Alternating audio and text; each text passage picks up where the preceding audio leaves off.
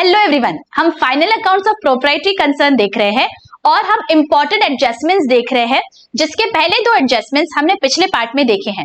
आज के इस लेक्चर में हम चार इंपॉर्टेंट एडजस्टमेंट्स देखने वाले हैं related to expenses and income.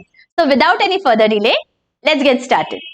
देखिए, हमने जर्नल एंट्रीज के वक्त एक बहुत इंपॉर्टेंट कॉन्सेप्ट सीखा था जिसे हम बोलते हैं एक्रूअल कॉन्सेप्ट।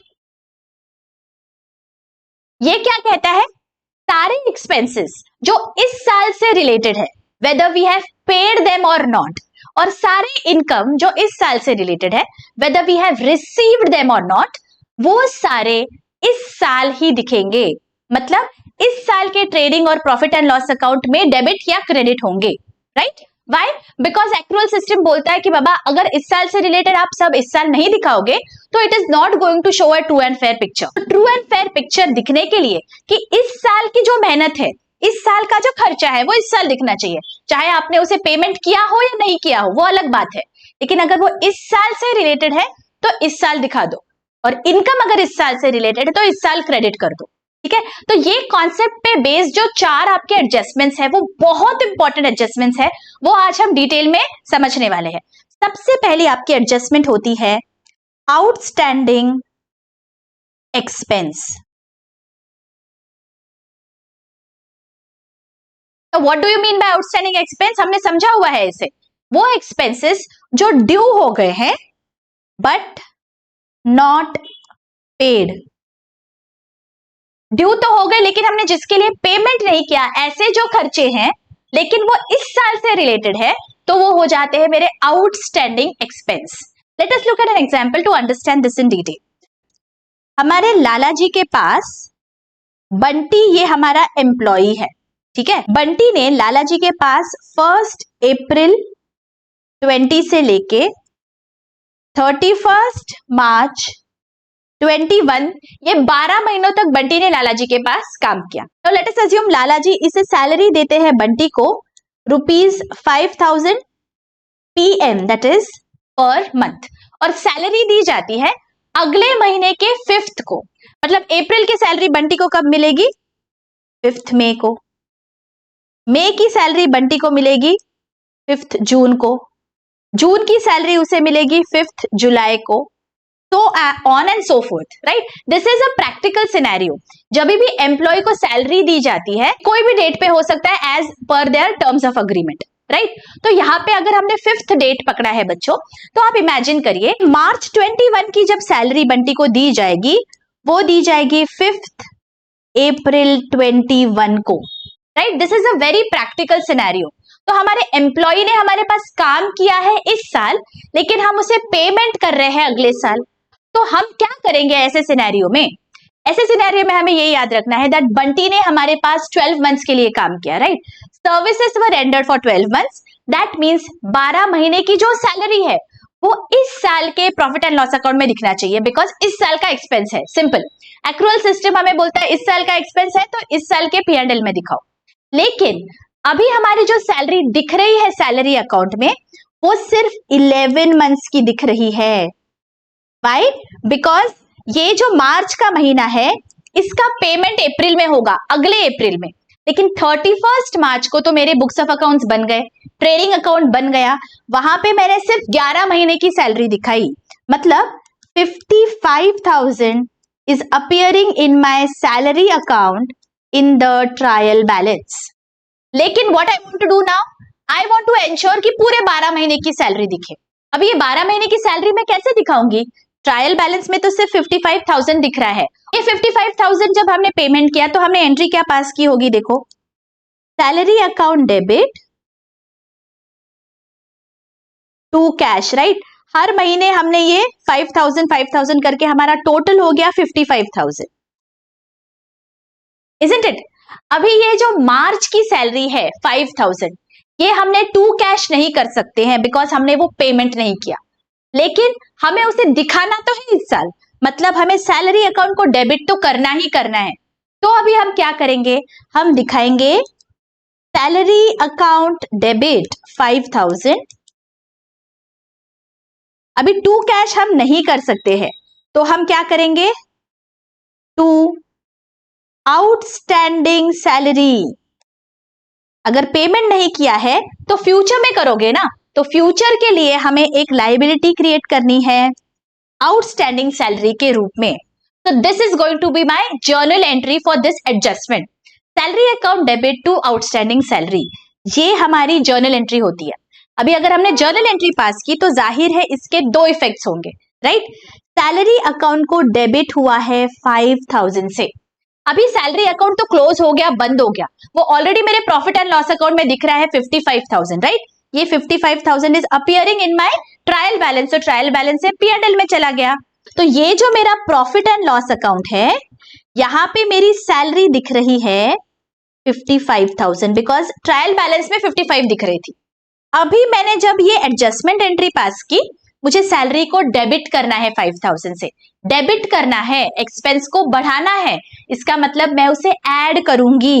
तो यहां पे मैं लिख दूंगी ऐड 5000 आउटस्टैंडिंग सैलरी, और आउटर कॉलम में मैं लिख दूंगी 60,000। Getting it? This is how it is going to appear in my profit and loss account because इस साल total salary 12 into 5,000 that is 60,000. This should be appear in my debit side. तो वो मैंने दिखा दिया। ये तो हो गया एक इफेक्ट। सेकेंड इफेक्ट कहाँ जाएगा? देखिए सेकेंड इफेक्ट है आउटस्टैंडिंग सैलरी अकाउंट। अभी एक नया अकाउंट खुल गया मेरे पास आउटस्टैंडिंग सैलरी के नाम से। ये मेरा लेजर अकाउंट हो गया और यहां पे दिख रहा है बाय सैलरी 5000, ठीक है। ये मेरा एक नया लेजर अकाउंट ओपन हो गया because of this journal entry.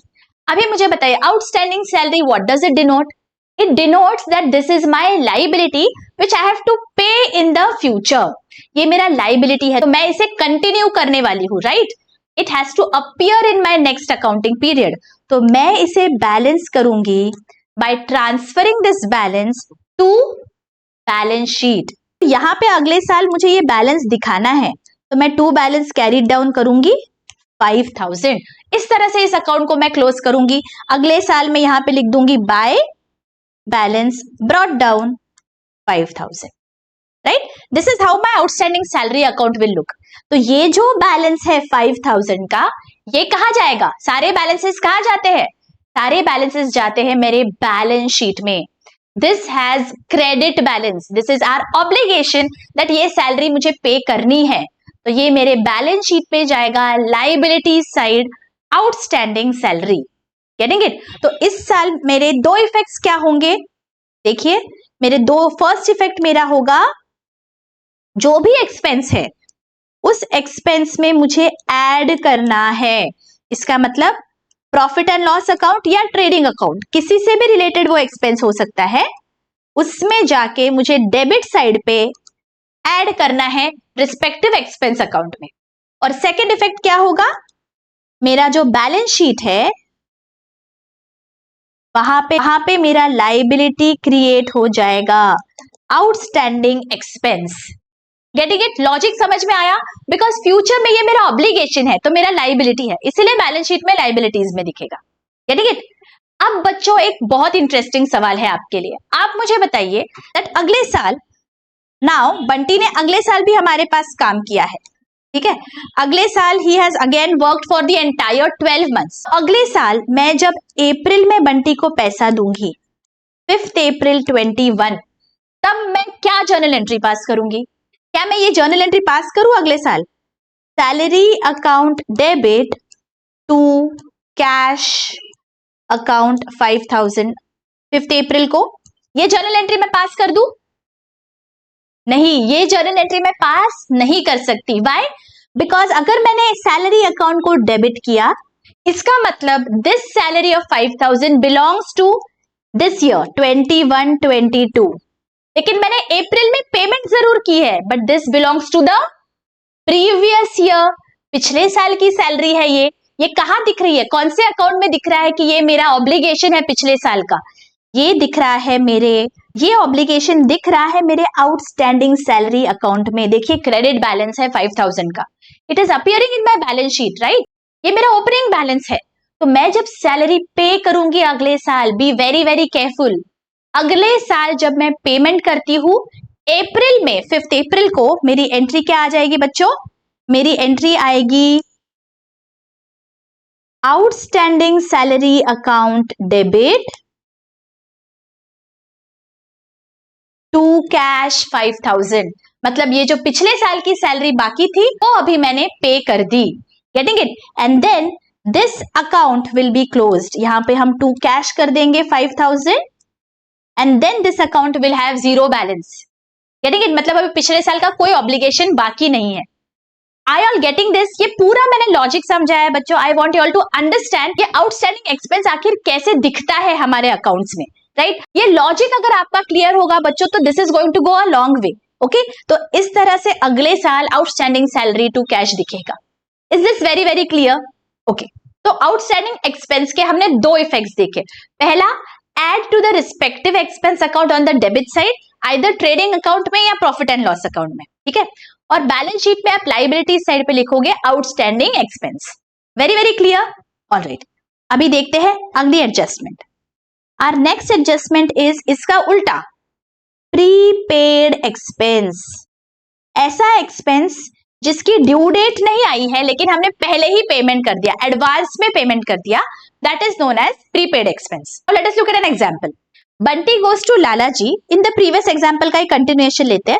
Bunty goes to Lalaji और लालाजी को बोलता है लालाजी मुझे पैसों की सख्त जरूरत है, तो क्या आप मुझे अगले 2 महीने की सैलरी दे सकते हो एडवांस में? अभी लालाजी बोलते हैं कि ठीक है बाबा, if you are in need of money I will give you the money, ठीक है? तो लालाजी क्या करते हैं? पैसे दे देते हैं। How much? 5000 into 2 that is 10,000। अभी लालाजी के पास बंटी ने काम कितने महीनों के लिए किया था? 12 मंथ्स। और बंटी ने 2 महीने की सैलरी भी एक्स्ट्रा ले ली, मतलब टोटल कितने महीनों की सैलरी ली बंटी ने? 14 मंथ्स की सैलरी। मतलब लालाजी के बुक्स में सैलरी की एंट्री क्या आ रही है? देखो, salary account debit to cash account. What is the amount? 70,000, right? Total payment सब महीनों का मिला के 14 महीने का पेमेंट हो गया, तो salary account debit to cash 70,000 दिख रहा है। This salary went to the trial balance, उससे प्रॉफिट एंड लॉस अकाउंट में आ गया और प्रॉफिट एंड लॉस अकाउंट में दिख रहा है 70,000 का सैलरी। अभी मुझे बताइए, इस साल अगर बंटी ने सिर्फ 12 महीने काम किया है तो क्या मैं 14 महीने का एक्सपेंस दिखा सकती हूँ? नहीं, he has worked only for 12 months. तो मैं अगले साल का एक्सपेंस इस साल डेबिट क्यों करूं? इस साल मेरा प्रॉफिट कम दिखेगा उसके वजह से, राइट? मैं एक्सपेंस बढ़ा रही हूं। इस साल if he has worked for 12 months only 12 months का डेबिट दिखना चाहिए, 14 मंथ्स का नहीं। तो मैं क्या करूंगी? ऐसे सिनेरियो में मुझे एक एडजस्टमेंट एंट्री पास करनी पड़ेगी। What will that entry be? ये जो सैलरी को डेबिट दिख रहा है 70,000 से, मुझे लग रहा है कि बाबा ये जो 10,000 है ना, ये अगले साल की सैलरी है, ये इस साल की सैलरी में से मुझे कम करने, हटा देना है। तो मैं कैसे कम करूंगी? मैं सैलरी अकाउंट को क्रेडिट करूंगी। वाई? बिकॉज इसे डेबिट है, अगर मुझे इफेक्ट कम करना है तो मुझे करना पड़ेगा क्रेडिट। तो मैं करूंगी to salary account 10,000। Getting it? मैंने सैलरी में से कम कर दिया। और दूसरा क्या करूंगी मैं? Now this salary I will have to transfer to a new account which is known as prepaid salary account. ये क्या इंडिकेट करता है? ये इंडिकेट करता है कि बाबा बंटी को मैंने एडवांस में पैसा दिया है, जिसके लिए बंटी अगले 2 महीने तक मेरे पास सर्विस करने वाला है।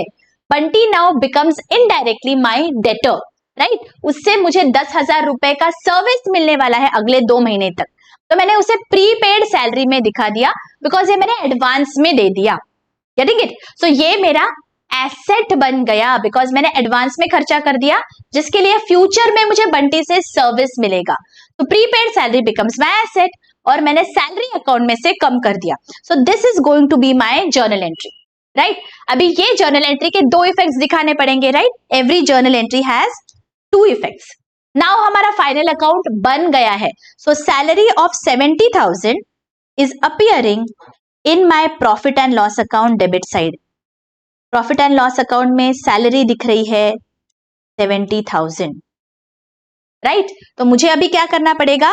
मैं अभी प्रॉफिट एंड लॉस अकाउंट में जाऊंगी और मुझे सैलरी को क्रेडिट करना है। मतलब सैलरी में से मुझे माइनस करना है prepaid salary 10,000, outer column 60,000। Getting it? Salary में से माइनस कर दिया। अभी जो 60,000 है वो इस साल को बिलोंग करता है, तो this has to appear in the profit and loss account. ये एक इफेक्ट मैंने दे दिया। दूसरा इफेक्ट क्या है? प्रीपेड सैलरी अकाउंट को डेबिट।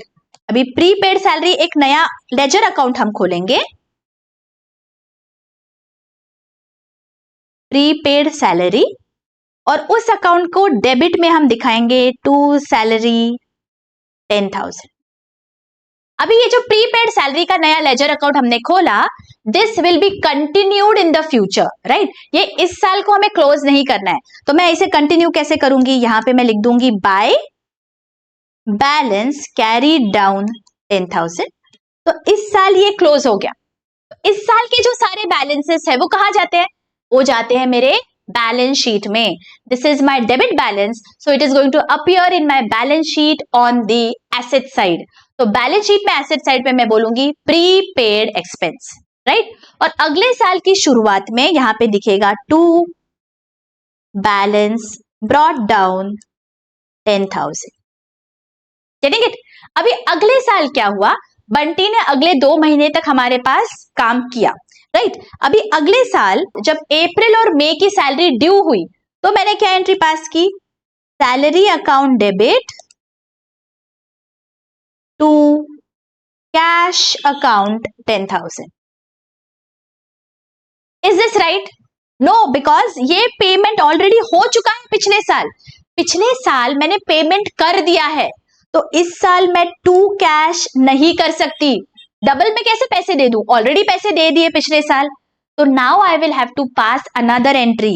मैं टू कैश नहीं कर सकती यहां पे। अगले साल मैं क्या करूंगी?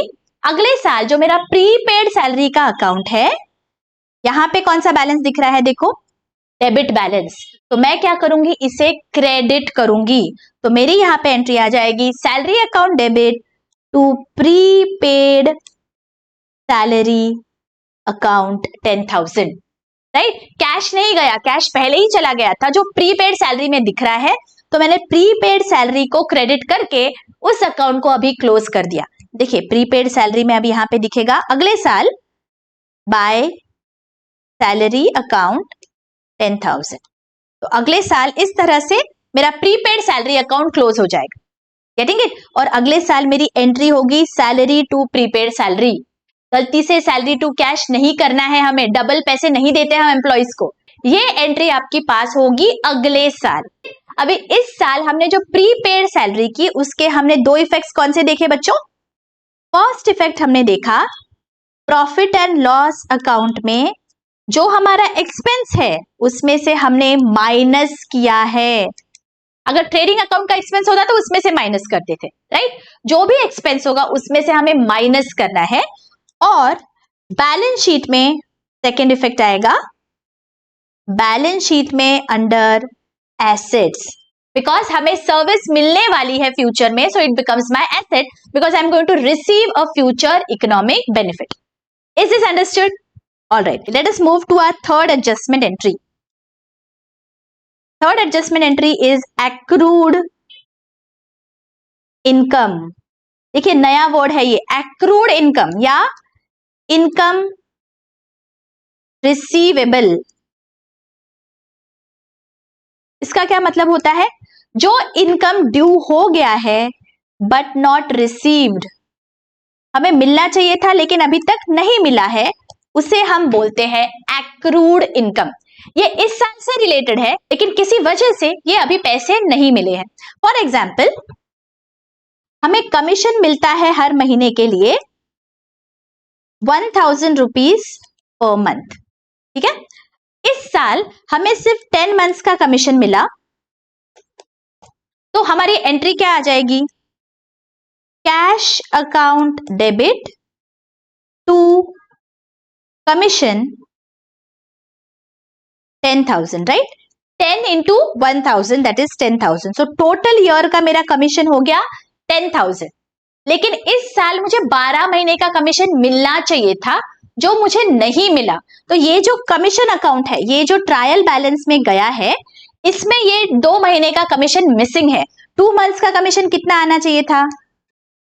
2 into 1000 दैट इज 2000 रुपीज। अब जब मेरा ट्रायल बैलेंस बन गया, मुझे याद आया कि अरे ये 2 महीने का कमीशन तो मिला नहीं है, but I have earned this commission in this year. If I have earned it in this year, I should record it in this years profit and loss account. तो मैं क्या जर्नल एंट्री पास करूंगी? मुझे income record करना है, income मुझे बढ़ाना है, तो मैं कमीशन को करूंगी credit to commission account 2000, right? क्या इसके बदले में मुझे पैसा मिला? नहीं, इसके बदले में मुझे कुछ भी नहीं मिला, लेकिन मुझे रिकॉर्ड तो करना है। अभी मुझे जिससे मिलेगा उसके अकाउंट को मुझे डेबिट करना है, लेकिन हम उसके नाम को डेबिट नहीं करते हुए हम एक नया अकाउंट खोलते हैं जिसे हम बोलते हैं एक्रूड इनकम या accrued commission in this case. तो यहां पे हम बोलेंगे accrued commission account debit 2000। Commission receivable भी बोल सकते हैं, ठीक है? Accrued commission account debit to commission 2000। ये हो गई मेरी एडजस्टमेंट एंट्री। नाउ जब मैंने ट्रायल बैलेंस से फाइनल अकाउंट्स बनाए थे, दैट टाइम मेरे प्रॉफिट एंड लॉस अकाउंट में क्रेडिट साइड पे कमीशन दिख रहा था, कमीशन ऑफ 10,000 रुपीज, राइट? 10 महीने का पेमेंट मिल चुका है तो 10,000 दिख रहा है। लेकिन ट्रायल बैलेंस बनने के बाद मुझे ध्यान में आया कि अरे 2 महीने का दिखाना बाकी है, तो मैंने ये जर्नल एंट्री पास कर दी। अभी क्या किया मैंने? कमीशन अकाउंट को मैंने क्रेडिट किया 2000 से, मतलब यहां जो मेरा कमीशन दिख रहा है इसे मैं ऐड करूंगी एक्रूड कमीशन 2000 और आउटर कॉलम में दिखेगा 12,000। Getting it? मतलब टोटल 12 महीने थे, 12 मंथ्स इंटू 1000 दैट इज 12,000। ये मेरा इस साल का इनकम है, तो इस साल के प्रॉफिट एंड लॉस अकाउंट में दिख रहा है, राइट? अभी जब मैंने ये जर्नल एंट्री पास की बच्चों, तो मैंने एक नया लेजर खोला। वो कौन सा है? एक्रूड कमीशन का अकाउंट। देखिए, एक लेजर खोलेंगे हम एक्रूड कमीशन, और यहां पे एक्रूड कमीशन अकाउंट को मैंने डेबिट किया टू कमीशन 2000, राइट? अभी मेरे फाइनल अकाउंट्स बन गए, एक नया अकाउंट खुल गया। अभी ये जो नया अकाउंट है इसे मुझे अगले साल कैरी करना पड़ेगा, राइट? बिकॉज इसके बदले में मुझे पैसा मिलने वाला है, तो मुझे यहाँ पे इस अकाउंट को बैलेंस करना होगा by balance carry down 2000, right? ये पैसा मिलने वाला है, ये दिखाना पड़ेगा मुझे बैलेंस शीट में। तो मेरे बैलेंस शीट में जाएगा एसेट साइड पे accrued commission. Getting it? Because इसे डेबिट बैलेंस है, ये मेरा एसेट है, क्योंकि फ्यूचर में मुझे कमीशन मिलेगा। So any economic benefit which is receivable in the future that becomes my asset. तो बैलेंस शीट के एसेट साइड पे मैं बोलूंगी एक्रूड कमीशन। Getting it? तो देखिए, एक्रूड इनकम के हमारे दो कौन से इफेक्ट्स होते हैं? फर्स्ट इफेक्ट होता है हमारा प्रॉफिट एंड लॉस अकाउंट में क्रेडिट साइड पे जो भी रिस्पेक्टिव इनकम है उसमें हमें ऐड करना है, राइट? और बैलेंस शीट में ये दिखेगा हमारा asset, because this income will be received in the future, so it becomes my asset. Getting it? Is this very very clear? Alright, अभी मुझे बताइए कि अगले साल जब मुझे ये कमीशन एक्चुअली मिलेगा, दैट टाइम मेरी एंट्री क्या पास होगी? ये जर्नल एंट्री मुझे आप कमेंट सेक्शन में बताइए, so that I understand whether you all have understood this correctly और not. I will be waiting for your comments. आपको ये ध्यान रखना है दैट ये जो इनकम है ये फ्यूचर में मिलने वाला है, तो it is appearing in my balance sheet. तो प्लीज यूज द लॉजिक जो मैंने अभी तक आपको समझाया है, और मुझे आप कमेंट सेक्शन में बताएंगे दैट अगले साल जब ये 2000 रुपीज मुझे एक्चुअली मिलेंगे कैश में, तो मेरी एंट्री क्या पास होगी। I will be waiting for your comments. Okay, let us look at our last adjustment for today, that is income received in advance. Both income received in advance या pre-received income भी हम इसे बोल सकते हैं। ये क्या होता है? ये income belongs to the next accounting year या फ्यूचर का इनकम है जो मुझे अभी मिल गया, ठीक है, अभी मुझे कैश में मिल गया लेकिन it belongs to the next accounting period, उसे हम बोलेंगे इनकम रिसीव्ड इन एडवांस। इसका एक एग्जाम्पल देख लेते हैं, ऊपर वाला ही एग्जाम्पल कंटिन्यू करते हैं। हमें कमीशन मिलने वाला है हर महीने के लिए 1000 पर मंथ। ठीक है, इस साल फॉर सम रीजन मुझे 15 मंथ्स का कमीशन मिल गया, राइट। तो मुझे जब पैसा मिला तो मैंने एंट्री क्या पास की होगी, कैश अकाउंट डेबिट 15,000 15 महीने का to commission because that is my income 15,000, right. जब मुझे कमीशन मिला तो साल भर में मेरी ये एंट्री पास हो गई। अभी मेरा ट्रायल बैलेंस बन गया, ट्रायल बैलेंस से प्रॉफिट एंड लॉस अकाउंट बन गया और प्रॉफिट एंड लॉस अकाउंट में मेरा कमीशन दिख रहा है 15,000। When I look at the final accounts, I realize that ये 15 महीने का कमीशन दिख रहा है लेकिन इस साल तो 12 मंथ्स का ही दिखना चाहिए, isn't it? 3 मंथ्स का जो कमीशन है it belongs to the next accounting period, तो इस साल मैं इनकम नहीं दिखा सकती, otherwise it is not going to show a true and fair picture of my business operations। तो ये जो 3 महीने का इनकम है that is how much 3,000 rupees, ये मुझे कम करना पड़ेगा मेरे कमीशन में से। ये कमीशन अगले साल का है तो इस साल के कमीशन में से मुझे कम करना पड़ेगा। तो मैं कम कैसे करूंगी, कमीशन को होता है क्रेडिट बैलेंस, तो अगर मुझे उसे कम करना है तो मैं उसे करूंगी डेबिट। तो मैं कैसे करूंगी इसे, कमीशन अकाउंट डेबिट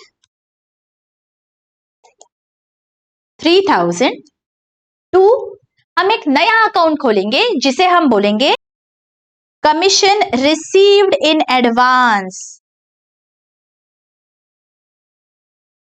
एक नया अकाउंट हमने खोला है कमीशन रिसीव्ड इन एडवांस और उसे हम क्रेडिट करेंगे 3,000 से। Getting it, this is going to be my adjustment entry. Commission को मैंने डेबिट क्यों किया, बिकॉज कमीशन मेरा इनकम है, इनकम को मुझे अगर कम करना है तो मुझे उसे करना पड़ेगा डेबिट। तो मैंने कमीशन को डेबिट कर दिया और एक नया अकाउंट खोला जहां पे मैंने ये अमाउंट को ट्रांसफर कर दिया, that is income received in advance 3,000। Now this commission received in advance is going to appear as a ledger account। देखिए, commission received in advance, ये एक लेजर अकाउंट मैंने खोला, यहां पे मैंने लिख दिया बाय कमीशन 3,000। गेटिंग इट, ये इफेक्ट हो गया। Now this commission is already appearing in my profit and loss account, right? Because मेरा ट्रायल बैलेंस बन गया, वहां से मेरे ट्रांसफर भी हो गया। तो अभी मैं क्या करूंगी, इसका इफेक्ट देने के लिए मैं प्रॉफिट एंड लॉस अकाउंट में जाऊंगी और क्रेडिट साइड पे मैं माइनस कर दूंगी कमीशन में से 3,000। तो आउटर कॉलम में दिखेगा 12,000। Here I am going to write received in advance। Getting it, ये जो 3,000 है ये मैंने माइनस कर दिए, तो देखिए बराबर से 12,000 इस साल का इनकम दिखना चाहिए था, इजंट इट। देखिए 12 मंथ्स का 1,000 per month, 12,000 that is appearing in my profit and loss account now, which is correct, right. अभी ये जो 3,000 है इसका मुझे सेकंड इफेक्ट भी तो देना पड़ेगा। अभी ये जो कमीशन रिसीव्ड इन एडवांस का अकाउंट खोल दिया है इसे क्लोज भी तो करना पड़ेगा। ये क्या है, ये मेरा लायबिलिटी है, मुझे पहले इनकम मिल चुका है जिसके बदले में सर्विस मुझे फ्यूचर में देना है, तो मेरे ऊपर अभी ऑब्लिगेशन है that I have to provide this service in the future, तो दिस बिकम्स माय लायबिलिटी। तो ये जब मैं क्लोज करूंगी, to balance carried down 3,000, it has a credit balance, right. तो ये दिखेगा मेरे बैलेंस शीट में under liabilities, commission received in advance 3,000। Why is it a liability? Because मेरा obligation है, I have to provide my service for that commission, getting it? और अगले साल ये दिखेगा by balance brought down 3,000। अगले साल ये कमीशन इस तरह दिखेगा, getting it? I hope this is very very clear। Now अगले साल when I render the services for the 3 months, that time what is going to be the entry? आप मुझे comment section में बताइए so that I understand whether you all have understood this concept clearly। अगले, I am repeating the question, अगले साल ये जो 3 महीने का कमीशन है इसके लिए मैं कुछ सर्विसेज रेंडर करूंगी, राइट। तो अगले साल के बुक्स में मेरी एंट्री क्या आएगी वो आप मुझे बताओगे। Okay, I will be waiting for your comments, right. तो अभी क्या हो गया, ये जो जर्नल एंट्री हमने पास की है, commission account debit to commission received in advance, इसका मतलब हमने कौन से दो इफेक्ट्स दिए इनकम रिसीव्ड इन एडवांस के लिए। पहला इफेक्ट था प्रॉफिट एंड लॉस अकाउंट में हमारा जो इनकम है क्रेडिट साइड पे हमने उसमें से माइनस किया है, गेटिंग इट, हमने कमीशन में से माइनस कर दिया। तो रिसीव्ड इन एडवांस जब होगा तो इनकम में माइनस कर दो। एंड सेकेंड, बैलेंस शीट में आपका ऑब्लिगेशन आपको दिखाना है तो बैलेंस शीट में लाइबिलिटीज साइड पे आप लिखोगे income received in advance. Is this very very clearly understood बच्चों। हमने आज बहुत इंपॉर्टेंट 4 एडजस्टमेंट्स देखे हैं इनकम और एक्सपेंसेस से रिलेटेड। आई होप आपको बहुत ही अच्छी से समझ गए हैं। अगर बहुत अच्छी से समझ गया है मुझे कमेंट करके जरूर बताइए, it really keeps me motivated. It is just one small comment and one small like for your, but it goes a long way in the growth of this channel. और अगर कोई भी डाउट है आप मुझे बेझिझक पूछ सकते हो। मिलती हूँ आपको अगले लेक्चर में। Till then take care, bye bye.